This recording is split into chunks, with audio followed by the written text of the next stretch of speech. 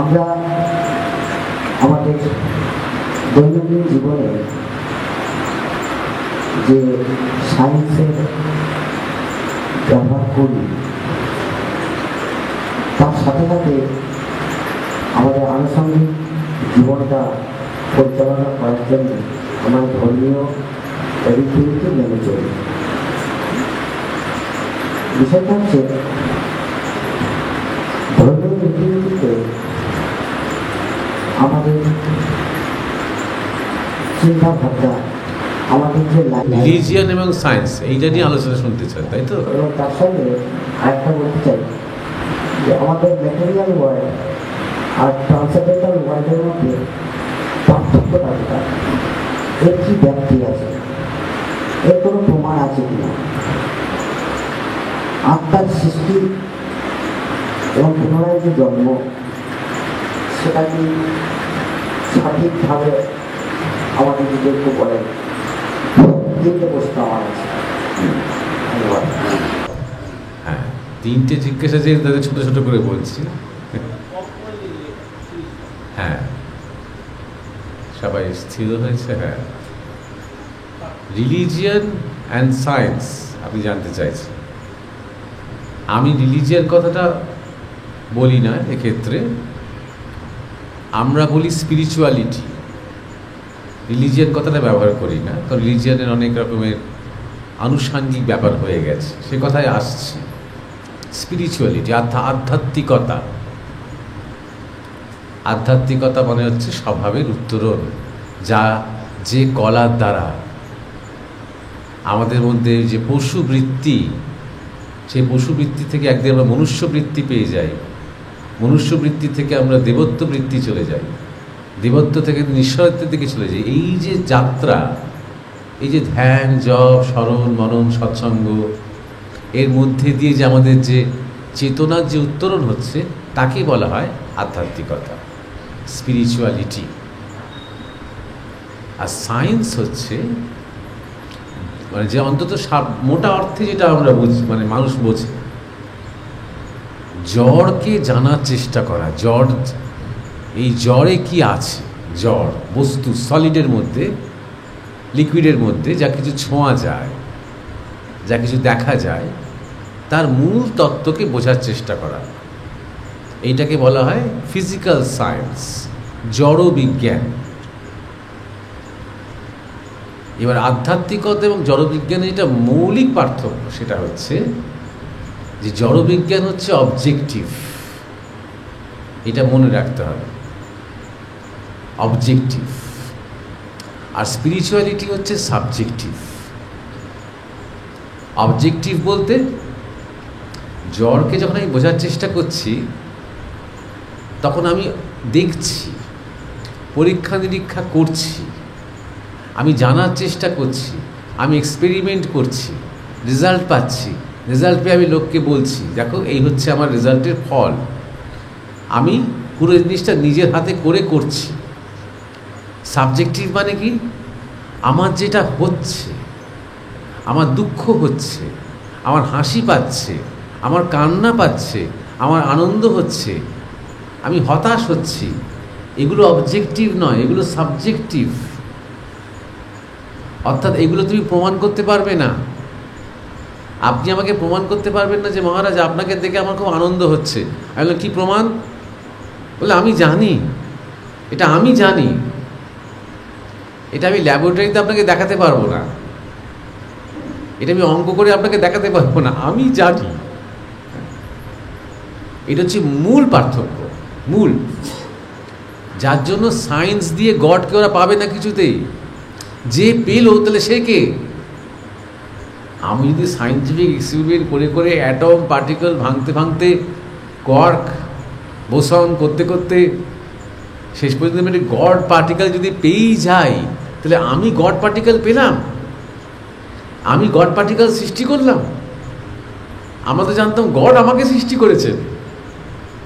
আমার এত ক্ষমতা যে আমার আঙুলের ডগায় গড। এই যে ফ্যালাসি, কোনোদিন মানুষ চেষ্টা করে গডকে বুঝতে পারবে না। গড বলতে যা বোঝে ওরা, ভগবান যেন ওরা কী বোঝে, ওরা সেটা বুঝতে পারবে না। বুঝতে পেরেছ? এটা হচ্ছে একটা প্রথম কথা। 2 নম্বর কথা হলো যে রিলিজিয়ান বলতে যখন আমরা বলি, তখন আর আধ্যাত্মিকতা বলতে এই জন্য বলছি কথাটা, ভারতবর্ষের যে ধর্ম, আমি হিন্দু ধর্ম বলছি না, কারণ হিন্দু ধর্ম বললে যে আদৌ কি সেটা অনেক হিন্দুরাই জানে না, আমিও খুব একটা জানি না। ভারতবর্ষের যে ধর্ম, বেদান্তের ধর্ম, উপনিষদের ধর্ম, গীতার ধর্ম, অবতার থেকে শুরু করে রামকৃষ্ণ, বিবেকানন্দ, চৈতন্যদেব, যার কথা বলছিলাম, এর সাথে ক্রিশ্চিয়ানিটি, ইসলাম, জুডাইজমের কোনো তুলনাই করা যাবে না। কারণ ওগুলো এমনই গল্প যে একটা সায়েন্টিফিক ব্রেন ওটাকে মানতে পারবে না। যে 7 দিনে ঈশ্বর এই জগৎ সৃষ্টি করিলেন, আর সেটা কবে ঘটেছে? আজ থেকে 6000 বছর আগে। বাইবেলের হিসেব করে দেখা গেছে, বাইবেল থেকে, যে আজ থেকে মাত্র 6000 বছর আগে 7 দিনে গড এই বিশ্ব ব্রহ্মাণ্ড, জীব জগৎ, সূর্য চন্দ্র তারা সৃষ্টি করে শেষে মানুষ সৃষ্টি করলেন। বলা যেতে পারে পুরুষ সৃষ্টি করলেন, নারীকে সৃষ্টি করেননি তিনি, করতে চাননি বোধহয় খুব একটা। অ্যাডাম যখন চাইলেন যে আমার একটা সঙ্গী দরকার, তখন অ্যাডামের পাঁজর থেকে নারীকে সৃষ্টি করলেন, তাই নারীর আত্মা নেই। পুরো ব্যাপারটাই এত আনসাইন্টিফিক। এখন বিজ্ঞান অনেক দিন আগে থেকেই জেনে গেছে যে এই ব্রহ্মাণ্ড কোটি কোটি বছরের ব্রহ্মাণ্ড, এই পৃথিবীটা লক্ষ লক্ষ বছরের পৃথিবী। এরকম করে যে বিবলিক্যাল, এবং এই গল্প দিয়ে কিন্তু এই প্রত্যেকটা ধর্মই শুরু, এটা মনে রাখতে হবে। এটা অনেকেই বোঝেন না। ওল্ড টেস্টামেন্ট, খ্রিস্টানদের যেটা ওল্ড টেস্টামেন্ট, সেই একই বই, নামগুলো শুধু আলাদা। ইসলামের সে একই গ্রন্থ, জুডাইজমে, ইহুদিদের যে ধর্ম, 3টের মধ্যে সবচেয়ে প্রাচীন হচ্ছে জুডাইজম। তারপর 2000 বছর আগে এসেছে ক্রিশ্চিয়ানিটি। তাও 2000 নয়, 2000 বছর আগে যিশু এসেছেন। ক্রিশ্চিয়ানিটি এসেছে 1500 বছর আগে, আর 1400 বছর আগে প্রফেট মুহাম্মদ এসেছেন। প্রত্যেকটারই ফান্ডামেন্টাল বেস কিন্তু ওল্ড টেস্টামেন্ট। ঈশ্বর সৃষ্টি করলেন, লাস্টে মানুষ সৃষ্টি করলেন। আর আমাদের বেদ উপনিষদ কিন্তু ওই রকম সৃষ্টিতত্ত্ব নেই। আমাদের বেদ উপনিষদ বলছে যে ঈশ্বর নিজেকে প্রকাশ করলেন এই সৃষ্টির মধ্যে। তিনি ইচ্ছা করলেন, ইচ্ছা হয়ে তিনি লীলার নিমিত্তে, প্রেমের নিমিত্তে, পূর্ণতার নিমিত্তে তিনি ব্রহ্মাণ্ডের মধ্যে নিজেকে প্রকাশ করলেন। প্রকাশ করতে করতে বিবর্তনের মধ্যে মধ্যে একদিন হাজার লক্ষ লক্ষ লক্ষ বছর পরে একদিন মানব শরীর এলো। দশাবতার তত্ত্বটা ফলো করুন না, তাহলে বুঝতে পারবেন এই বিবর্তনটা আমাদের শাস্ত্রে কত আগে বলে দেওয়া হয়ে গেছে। প্রথমে মৎস্য, তারপরে কূর্ম, তারপরে বরাহ, নৃসিংহ, বামন, আস্তে আস্তে কীভাবে এভলিউশনটা হচ্ছে। বামন থেকে পরশুরাম, গাছ কাটছেন, জঙ্গল পরিষ্কার হচ্ছে, মানুষ চাষবাস করতে আরম্ভ করছে। তারপর শ্রীরামচন্দ্র এবং সীতা তো কৃষির প্রতীক, অ্যাডভান্স এগ্রিকালচার তার প্রতীক। সে আরেকদিন সেটা নিয়ে কথা হবে, নাহলে আজকে সেখানে অনেক আটকে যাবো যদি। তারপরে বলরাম শ্রীকৃষ্ণ, হলধারী বলরাম, অর্থাৎ গোপালন করতে শিখছে মানুষ, তাই কৃষ্ণের হাতে বাঁশি আর পিছনে গরু। তারা গোপালন ছিল না। কীভাবে আমাদের সমাজে ইকোনমিক ডেভেলপমেন্টগুলো হচ্ছে তার গল্পটা বলছে, দেখুন কত আগে বলা হয়ে গেছে। তারপরে বুদ্ধ অস্ত্র ত্যাগ করলেন, অহিংসার কথা বললেন, চেতনার কথা বলতে আরম্ভ করলেন। একদিন শারীরিক এবং সামাজিক এবং রাজনৈতিক উত্তরণ হয়েছে, এবারে চেতনার, মনের উত্তরণ দরকার। তারপরে কল্কি অবতার, জ্ঞান। এই যে কত এটার চেয়ে বড় বৈজ্ঞানিক ব্যাপার কি আছে, তাই না? সুতরাং রিলিজিয়ান বললেই হবে না, কোন রিলিজিয়ান? অর্থাৎ রিলিজিয়ান শব্দটা অ্যাভয়েড করাই ভালো, ধর্ম শব্দটা নিয়ে আসা দরকার। ইংরেজি বলার সময়ও যখন আমরা প্রকৃত আধ্যাত্মিকতা বলবো তখন ধর্ম, ধৃ ধাতু গমপত্রয়, যা আমাদের ধারণ করে রাখে এবং যা আমাদের গমনশীল করে। আপনি যদি শিক্ষক হন, আপনার একটা ধর্ম আছে, স্বধর্ম। আমি যদি সাধু হই, সাধুর একটা ধর্ম আছে, আমার স্বধর্ম। যদি একজন পুরুষ হয়, কারোর স্বামী হয়, স্বামীর ধর্ম আছে। স্ত্রী, নারী, নারীর ধর্ম আছে। এই ধর্মবোধগুলো আমাদের মধ্যে জাগবে কী করে? যখন আমরা মানুষ হব, শিক্ষার মাধ্যমে, আচার্যের কাছে, গুরুর কাছে বসে যখন মানুষ হব, শেষ পর্যন্ত কী হবে? একদিন আমরা আধ্যাত্মিক পূর্ণতা অর্জন করব। আধ্যাত্মিক পূর্ণতা এরকমভাবে যদি ধরো এখানে ঘরের মধ্যে বসে আছে ধরো 50টা লোক, তার মধ্যে যদি 5 জন যদি পূর্ণতার সাধক হয় না, এই ঘরের পরিবেশ পাল্টে যাবে। এত স্ট্রং হয় তারা। একটা বুদ্ধ একটা যুগকে কাঁপিয়ে দিল, একটা বিবেকানন্দ 100 বছর ভারতকে এগিয়ে দিল। একটা দরকার। তাই জন্যে ঋষিরা এটাই চেয়েছিলেন যে কিছু মানুষ অন্তত নিজের পূর্ণতা সাধন করুন, তাহলেই সমাজ সুন্দর হবে। তাহলে শিক্ষা, স্বাস্থ্য, রাজনীতি, সমস্ত কিছু যা নিয়ে এত সমস্যা আমাদের, এত দুরাগ্রহ, এত দুর্নীতি, কিচ্ছু থাকবে না। কারণ তারাই ডমিনেট করবে। সেই সৎ, সেই সত্য, সেই সাহস, সেই বীরত্ব, সেই আত্মত্যাগ একজনের মধ্যে থাকলেও সেটাই ডমিনেট করবে। এটাই হচ্ছে মূল পার্থক্য রিলিজিয়ানের সাথে সায়েন্সের। সায়েন্সের আরেকটা প্রবলেম কি জানেন তো? সায়েন্সের মধ্যে নিহিত কোনো কল্যাণ নেই, কিন্তু ধর্মের মধ্যে নিহিত কল্যাণ আছে। উদাহরণ, আমি নিয়মিত স্কুলে কলেজে গিয়ে খুব কেমিস্ট্রি পড়ছি মানেই যে আমি একটা উন্নত মানুষ হচ্ছি, তা কিন্তু নয়। আমি কেমিক্যালস দিয়ে অনেক কিছু জানতে পারছি, কিন্তু আমার মন, আমি কম লোভী তার জন্য আমি কেমিস্ট্রি পড়ছি বলে? আমি কেমিস্ট্রি পড়ছি বলে কি আমার মধ্যে হিংসা কম? আমি কেমিস্ট্রি পড়ছি বলে কি আমি মিথ্যে কম বলি? আমি কেমিস্ট্রি পড়ছি বলে আমি কি আমার মা বাবাকে বেশি ভালোবাসি? তা কিন্তু নয়। কিন্তু ধর্মের মধ্যে নিহিত আছে আরও ভালো হয়ে ওঠো, এই সম্ভাবনাটা। সবাই সেই সম্ভাবনাটা পালন করে না, আমি জানি। ধর্মের নামে অনেক কিছু উল্টোপাল্টা শেখায়, সেটা আমি আলাদা আলাদা, সেটা তাদের সমস্যা, ধর্মের সমস্যা নয়। শ্রীকৃষ্ণ প্রতি মুহূর্তে অর্জুনকে যা বলছেন তাতে আপনার আমার কল্যাণ। তার কিছু কথা যদি আমরা শুনি তারপর উন্নত হয়ে উঠব। কিন্তু জড়বিজ্ঞানের মধ্যে সেই তথ্য আছে, জ্ঞান আছে, আমি অনেক কিছু জানতে পারছি, কিন্তু মানবিকতা, আমার চরিত্র, আমার স্বভাব, আমার বৈশিষ্ট্য, তার কি বিকাশ হচ্ছে? এইটা আরেকটা মূল পার্থক্য ধর্মের সাথে বিজ্ঞানের। যার জন্য যখন আমাদের দেশ কনস্টিটিউশনালি যখন সেকুলার ঘোষণা করা হলো, ইমার্জেন্সির সময় ইন্দিরা গান্ধী তখন প্রধানমন্ত্রী ছিলেন, একটা অভিশাপ নেমে এলো আমাদের দেশে। শিক্ষাকে সেকুলার করে দেওয়া হলো। তার মানে হচ্ছে শিক্ষা থেকে ধর্মশিক্ষা বাদ দিয়ে দেওয়া হলো। এটা শুধু হিন্দুদের ক্ষেত্রেই প্রযোজ্য হলো।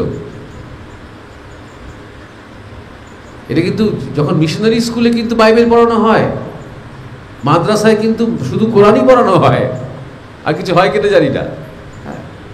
কিন্তু যেগুলো নর্মাল সেকুলার স্কুল, যেগুলো সবাই যাচ্ছে, 90% ছেলেমেয়েরা যাচ্ছে, সেখানে কিন্তু ধর্মের করা হয় না। মানে গীতা পড়ানো হয় না, বিবেকানন্দ পড়ানো হয় না, অরবিন্দ পড়ানো হয় না, কিছুই পড়ানো হয় না। রামকৃষ্ণকে তারা চেনেই না। চৈতন্য মহাপ্রভুর নাম বাবা মার কাছে শুনেছে, জানেই না। অর্থাৎ নিজেকে উন্নত হওয়ার কোনো যে একমাত্র উপায়টা ছিল সেটা সরিয়ে নেওয়া হলো। অর্থাৎ হে জেনারেশন, তোমরা স্বার্থপর হও, তোমরা দানব হও, তোমরা রাক্ষস হও, তোমরা লোভী হও, তোমরা সিস্টেমের কৃতদাস হও এবং একদিন তোমার নিজের ধর্ম এবং সংস্কৃতি এবং ইতিহাস ভুলে যাও। এইটা একটা সমস্যা। দ্বিতীয় যে আপনার জিজ্ঞাসা ছিল, একটা ছিল আপনার আত্মা যে সৃষ্টি হয় এবং আবার পুনরায় ফিরে আসে, তাই নিয়ে আপনি বলেছেন না। না, একটা কথা ভালো করে মনে রাখবেন, আত্মা সৃষ্টি হয় না। আত্মা আত্মা সবসময়ই থাকে, এক ও অবিনশ্বর। নতুন শরীর সৃষ্টি হয়, যখন শরীরের মৃত্যু হয় তখন লোকে সবাই বলে, দেখবেন বাঙালি মাত্র 98% বলবে আত্মা বেরিয়ে যায় শরীর থেকে। না, তার পার্সোনাল কোনো আত্মা নেই।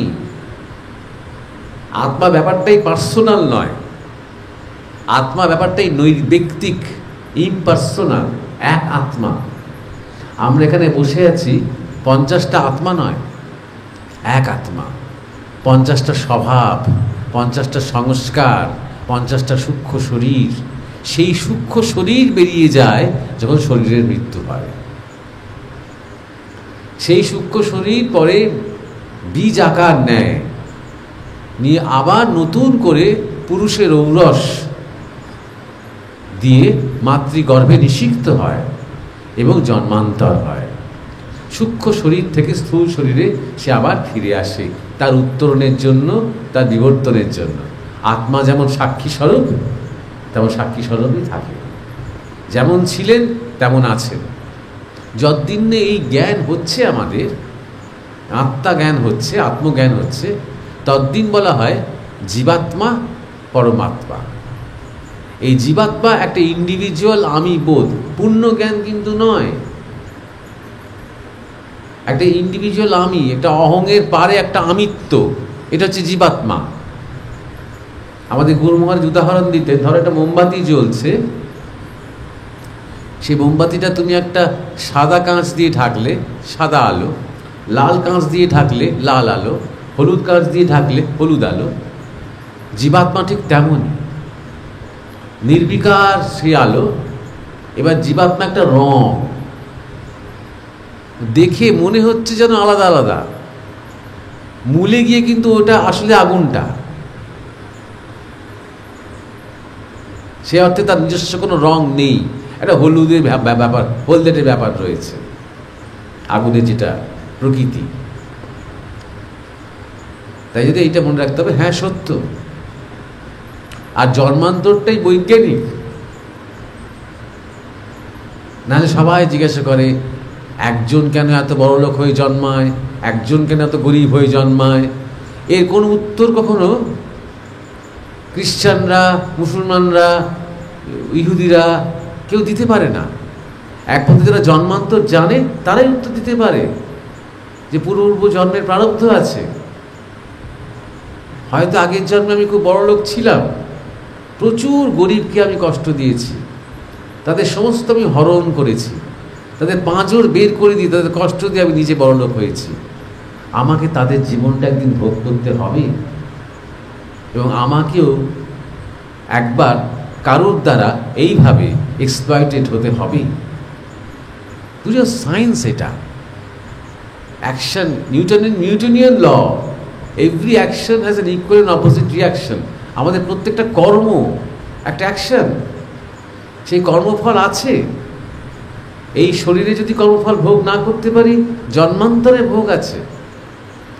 আর সেই কর্মফলের জন্যই আমাদের জন্মাতে হয়। এটা ছিল সেকেন্ড জিজ্ঞাসা। আরেকটা কি যেন জিজ্ঞাসা ছিল, ট্রান্সেন্ডেন্টাল আর মেটেরিয়াল। ধরা যাক যে আমাদের এই শরীরটা, যে স্থূল শরীরটা, এটা মেটেরিয়াল। কারণ শরীরটাকে স্থূল, শরীরটাকে ছোঁয়া যায়। শুধু একটা পাথরই মেটেরিয়াল তা তো নয়, এই শরীরটাও তো মেটেরিয়াল। রক্ত মাংস মজ্জা দিয়ে তৈরি করা একটা শরীর। কিন্তু এই শরীরটার পিছনে কি আছে? একটা ডেড বডির সাথে এই শরীরটার পার্থক্য কি? এক্ষুনি একটা জীবন্ত শরীর যদি মৃত হয়ে যায়, সেই একই শরীর তো থাকবে, সেই তো হাত, সেই তো পা, সেই তো চোখ, সবই তো থাকবে। কি থাকবে না? এনার্জি, শক্তি। এই ট্রান্সেন্ডেন্টাল মেটেরিয়াল পার্থক্যগুলো আমরা করি, আসলে কোনো পার্থক্য নেই। এনার্জি থেকেই তো জ্বর, শক্তি থেকেই তো জ্বর, জ্বর থেকে শক্তি নয়, শক্তি থেকে জ্বর। আর সেই শক্তি কোত্থেকে আসছে? চৈতন্য। এই শক্তি অবধি বিজ্ঞান যেতে পেরেছে, চৈতন্যকে স্বীকার করতে পারেনি এখন। ওরা বলার চেষ্টা করছে মানুষের ব্রেইন চৈতন্য সৃষ্টি করেছে, অসম্ভব। কনসাসনেস বা চৈতন্য ব্রেইনকে প্রকাশ করেছে, ওটাই রুট, ওটাই এক। বহুর মধ্যে দিয়ে, বহু ভাবে, বহু স্বভাবে নিজেকে তিনি প্রকাশ করে চলেছেন। তাহলে ট্রান্সেন্ডেন্টাল আর মেটেরিয়াল যে পার্থক্যটা আমরা করি, প্রাথমিক অবস্থায় তার একটা ভূমিকা আছে। যেমন এমন এমন কিছু কিছু মানুষ হয়তো আছে, লাখে একটা, যার জ্বরের দিকে অতটা মন নেই। তাকে যদি মোবাইল কিনে দেন, তার অত কিছু ভালো লাগবে না। তাকে নানা রকমের ছোট্ট ছেলে তাকে খেলনা টেলনা দেন, তার অত ইন্টারেস্ট নেই। সে কিছু ভাবতে চায়, সে কিছু গান শুনতে চায়, সে একটা তন্ময় হয়ে একটা কল্পনা জগতে বাস করে। সে রামায়ণ মহাভারতের কিছু গল্প শুনেছে, তাই নিয়ে সারাটা দিন সে মনে মনে অনেক নাটক তৈরি করে যায়, রামের সাথে রাবণের ঝগড়া হচ্ছে, এরকম করে যায়। ট্রান্সেন্ডেন্টাল মনের ছেলে, তার মানে ওরও শরীর আছে, ও খাচ্ছে, দাচ্ছে, ঘুমোচ্ছে, সব কিছুই করছে, কিন্তু আর পাঁচটা ছেলের থেকে একটু অন্যরকম। সাধু সন্ন্যাসী দেখলে মনে মনে ভাবে, এরা কি খুঁজছে, এরা কি পাচ্ছে, এরা কি চাইছে, ওদের কাছে যে যাই, ওরা ধ্যান করে কি করে, ধ্যানের মধ্যে কি দেখে, কি খোঁজে, এই ওর দিকে মন, ওর মনের দিকটা সেই দিকে। ট্রান্সেন্ডেন্টাল মন, খুব একটা মেটেরিয়াল মন নয় তার। মেটেরিয়াল রয়েছে, কিন্তু মেটেরিয়ালের দিকে তারও তো আসক্তি নেই। স্কুলে যাচ্ছে, তার মোজাটা ছেঁড়া না জামাটা ফাটা না প্যান্টটা নোংরা, ওই দিকেও তাকাচ্ছেও না। আর একটা ছেলে একদম ফিট ফাট হয়ে নতুন, একদম সব কিছু একদম টিপ টপ, হ্যাঁ, আমারটাকে ইস্ত্রি করে জামা কাপড় পরবো আমি, আমার বন্ধুরা সব ইস্ত্রি করে জামা কাপড় পরে, এরকম মানে মায়ের সাথে ঝগড়া করছে সে রীতিমতো। সবাইকে দেখাতে হবে আমার হাতে কত দামি ঘড়ি, দেখাতে হবে। কিন্তু এই ছেলেটা ফিরেও তাকাচ্ছে না ওইসবের দিকে, চুলটাও ভালো করে আঁচড়াচ্ছে না। নরেন্দ্রনাথ দত্তকে যখন ঠাকুর রামকৃষ্ণ প্রথম দেখলেন, তার বর্ণনা দিচ্ছেন ঠাকুর, বললেন, দেখলাম ছেলেটার উস্কো খুস্কো চুল, পোশাকের দিকে মন নেই, চোখ দুটো যেন অন্য কোথায় স্থির হয়ে আছে, সেটা কেমন পাগল পাগল হয়ে গেছে। বুঝলাম ওই গ্রহেরই ছেলে নয়, একদম অন্য ডাইমেনশন থেকে আসা, যার মনটা সদা ঈশ্বরমুখী। কিন্তু একবার তিনি যখন ঈশ্বরের স্পর্শ পেয়েছেন, সেই নরেন্দ্রনাথ দত্ত কিন্তু পরবর্তীকালে আমেরিকাতে এবং প্রথম বিশ্বে বা পাশ্চাত্যে নিজের পোশাক আশাকের ব্যাপারে খুব খুব যত্নবান। 108 রকম পাগড়ি বাঁধতে জানতেন তিনি। কত রকমের পাগড়ি বেঁধেছেন, আলখাল্লাগুলো পড়তেন খুব বেছে বেছে, সিগার খেতেন একদম হাবানা সিগার, কিউবার। তাই নিয়ে অনেক তাকে রঙ্গরসিকতাও শুনতে হয়েছে, সমালোচনাও শুনতে হয়েছে, যে ভোগ করতে এসেছে, শুনতে হয়েছে। কারণ তখন কি বলতো, তখন আর মেটেরিয়াল ট্রান্সেন্ডেন্টাল পার্থক্যটা তার দৃষ্টিতে আর নেই, সবই ট্রান্সেন্ডেন্টাল।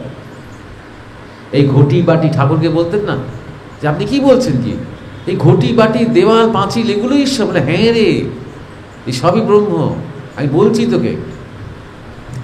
না তখন এতটা মরিয়া, সেই রেলিং, বারান্দার রেলিংয়ে মাথা ঠুকছেন, মাথা দিয়ে গড় গড় করে রক্ত বেরোচ্ছে, মাথা ঠুকছেন দেখার জন্য সত্যি রেলিংয়ের মধ্যে ব্রহ্ম আছেন কি না। এতটাই মরিয়া। এই হচ্ছে ব্যাকুলতা, এই হচ্ছে ঈশ্বরকে জানার জন্য পাগলামো। শৌখিন সৎসঙ্গ শুনতে তিনি আসেনি ঠাকুরের কাছে, ঈশ্বরকে পেতে এসেছেন। কিছু ভালো কথা শুনে বা ভালো আলোচনা হলো, ওইটা করতে তিনি আসেননি। ঈশ্বরকে জানতে এসেছেন, বোধ করতে এসেছেন। তার মনটা তখন শুধুই ট্রান্সেন্ডেন্টাল, তার রুচিটা তখন শুধুই ট্রান্সেন্ডেন্টাল। কত বই পড়ছেন শুধু জগতের এই জীবনের দার্শনিক রহস্য বোঝার জন্য। পাশ্চাত্যের বই, মিল, স্টুয়ার্ট মিল থেকে শুরু করে কান্ট ফান যত দার্শনিক আছে, যেদিক বেদিকে বেদ উপনিষদ থেকে যা কিছু সব পড়ছেন শুধু জানার জন্য, বোঝার জন্য, ব্যাকুল। কিন্তু তিনি চটুল কোনো সাহিত্য কিন্তু পড়ছেন না, তিনি কিন্তু বঙ্কিমচন্দ্র পড়ছেন না, তিনি কাব্য নাটক ওসবের দিকে তাকাচ্ছেনও না, শুধু ঈশ্বরকে খুঁজছেন। এই যে ট্রান্সেন্ডেন্টাল একটা মন কাজ করছে, যতক্ষণ পর্যন্ত নিজের মধ্যে একটা ভেদ দৃষ্টি রয়েছে যে জগতের মধ্যে ঈশ্বর নেই, ঈশ্বরকে আমায় খুঁজতে হবে। কিন্তু একবার যখন কেউ ঈশ্বরের স্পর্শ অনুভব করতে আরম্ভ করে, তখন আর সে জগৎ আর ইহজগৎ আর পরজগৎ আলাদা করে না।